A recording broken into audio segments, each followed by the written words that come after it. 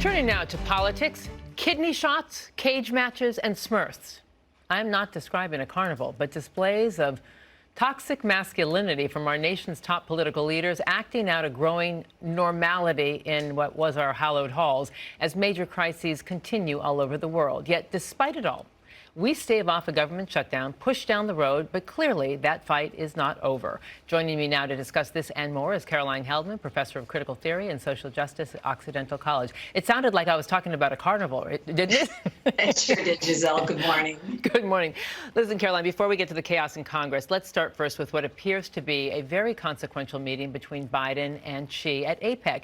Many were skeptical, still are. But progress made on military-to-military communication, climate change, and fentanyl. How significant? I think it's very significant. Biden clearly doesn't want this competition to turn into conflict. And I think the military-industrial complex would like nothing more than another long Cold War. But it's horrible for American taxpayers, especially when it actually leads to violent conflict.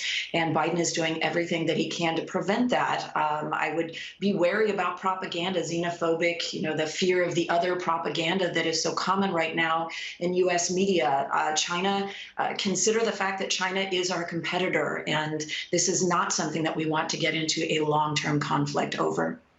Yeah, and Biden is being slammed by members of the right for not going hard enough.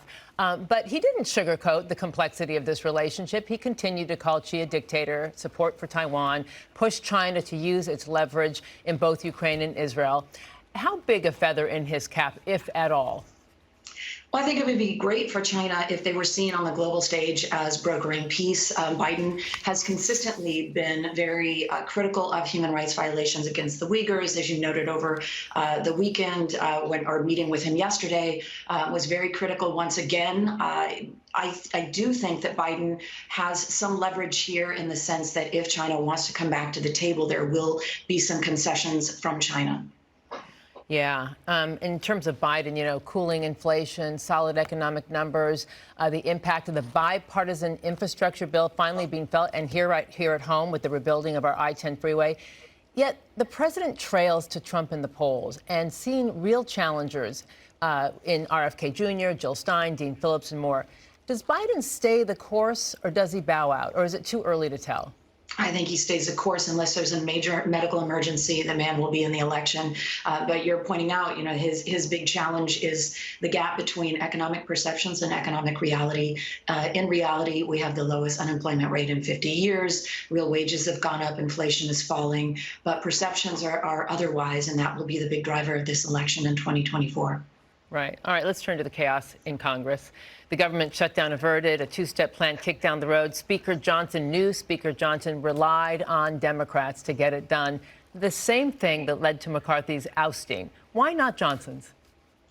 Well, I think people are exhausted. Ousting another speaker over the exact same thing would have thrown the Republican Party once again into rounds and rounds of trying to figure out a new leader who would likely deliver the same thing. And by the way, we will be in chaos again in January and February. I don't think this is anywhere near over until the Republican Party figures out what this civil strife and civil war will lead to. Yeah, extreme politics on full display this week. The far left erupting at a pro-Palestinian protest, as you know. In the House, McCarthy is accused of elbowing a member of the 8 in the kidneys. He denies it. And in the Senate, 82-year-old Bernie Sanders breaks up a near fistfight between a senator and a union boss. What the heck is going on here? Well, it is restrictive masculinity in its finest form. I think it's a real shame that they're teaching a generation of boys that violence is the way to handle this. I mean, it's almost a cliche, but one that has profoundly negative effects. And I was glad to see Bernie Sanders stepping in and actually saying, look, you're a member of the U.S. Senate. Start acting like that. But I think also the desperation with the Republican Party and its civil war right now, we're really feeling that it's palpable. Yeah, many blame this lack of decorum on the kind of politics they say Trump ushered in. He's even now evoking language of Hitler to define his opponents. Take a listen. We pledge to you that we will root out the communists, Marxists, fascists, and the radical left thugs that live like vermin within the confines of our country. Not only is this language not being condemned, it's actually being defended. Take a listen to this, and I'll talk to you on the other side. This is a classic mainstream media move. Pick some individual phrase of Donald Trump, focus on literally that word without actually interrogating the substance of what's at issue. The word was chosen for a reason. So you have a party now defending the language of Hitler. Observers say this is not about being right or left. This is about being right or wrong. What say you? I think we can all agree that we won't use common words, or we won't accept common words that Hitler used to dehumanize entire groups of people. How often does the term Berman come up in everyday conversation? Donald Trump knows what he's doing. It's dog whistle politics to certain voters. And we're being gaslit and saying, well, that's not the intention. Well, either you're stupid and you're using the word because you just don't know history, or you're doing it on purpose. So which is it? Either way, that's not a word that needs to be coming from Donald Trump or any political leader's mouth.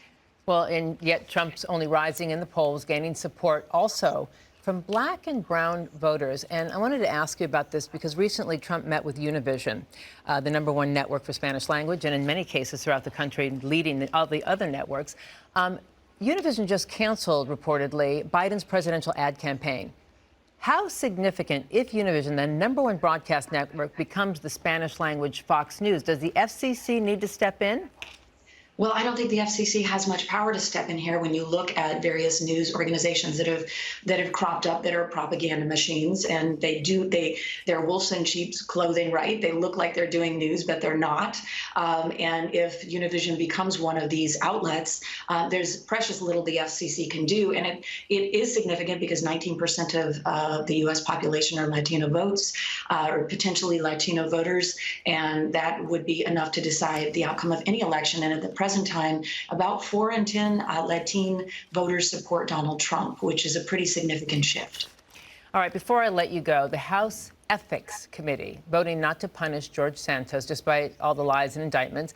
Meanwhile, the Supreme Court adopts an ethics code many are saying is just for optics. What are we seeing here, Caroline, when our checks and balances no longer check or balance? I mean, the Code of Ethics for the High Court has no way to enforce those ethics requirements.